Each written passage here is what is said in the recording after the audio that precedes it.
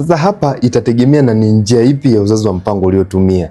Kama ni sindano, kama ni kijiti, au kama ni vidonge, au wakati mwingine huenda ni kipandikizi. Kwa hiyo utashauriwa either ukae miezi mitatu ndo uanze kufikiria kuhusiana kubeba ujauzito, au mwingine atashauriwa huenda ni miezi 6, na kuna wengine watajikuta wamekaa ndani ya mwaka mzima hawajafanikiwa kabisa kubeba ujauzito baada ya kutumia njia ya uzazi wa mpango. Sasa kuna swali linakuja kwamba nikae muda gani ndio nifanikiwe kubeba ujauzito baada ya kutumia njia ya uzazi wa mpango? Ukweli ni kwamba itategemea. Kuna mwingine anapotoka tu anafanikiwa kubeba ujauzito hapo hapo. Kuna mwingine atakaa miezi mitatu, miezi 6, anakaa mwaka mzima. Lakini kama umejiona umetafuta miezi 6, miezi 8 mfululizo baada ya kutoka kwenye njia fulani ya uzazi wa mpango bado imeshindikana, ukweli ni kwamba mwili wako unahitaji uweze kurekebisha, ili kwenda kuhakikisha mayai yanakomaa na yanapeuka vizuri, kurekebisha homoni zako za uzazi, lakini pia kuweka sawa changamoto nyingine ndogo ndogo, hususan kama ulikuwa unapitia changamoto ya infection, kuweka sawa mzunguko wako, lakini pia kuweka sawa changamoto nyingine ndogo ambazo zilijitokeza kipindi ambacho ulichokuwa unatumia njia ya uzazi wa mpango au baada ya mwili kushindwa kurudi